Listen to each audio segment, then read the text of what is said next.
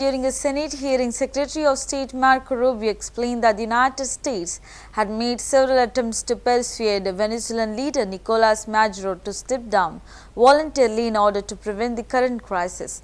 He noted that these efforts were intended to avoid escalation and provide a peaceful resolution, but ultimately Maduro refused to leave, leading to the situation under discussion.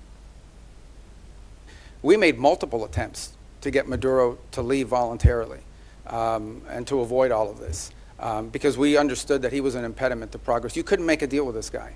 Okay? This guy has made multiple deals. He's broken every one of them. As a point of example, he made a deal with the Biden administration, and here was the deal that he made. It was a bad deal. We knew he wouldn't keep it.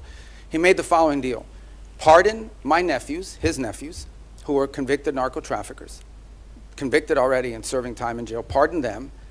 Pardon and release Alex Saab, who was his money man, his bag man, primarily in charge of the portfolio with Iran. Release these people.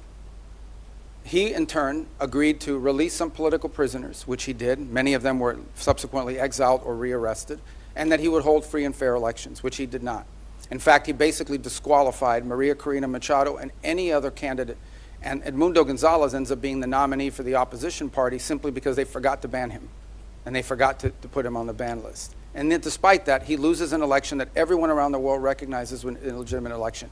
So he's made previous deals. In fact, he's broken so many deals, not even the Vatican has been willing to interact with Maduro in the past because he's broken so many of these deals. He's just simply not a guy you can make a deal with. He had no intent of keeping it. What he wanted to do was tap us along and buy 3 years of time until he could deal with a new administration that he thought may be more favorable, etc. He was an impediment to progress. None of the things we're talking about now, not the release of political prisoners, not the transition of the oil industry to a legitimate oil industry, not the erosion of Iranian, Russian, or Chinese influence. None of these things would have been possible as long as Maduro was there. And so this was one option that was available to the president. After exhausting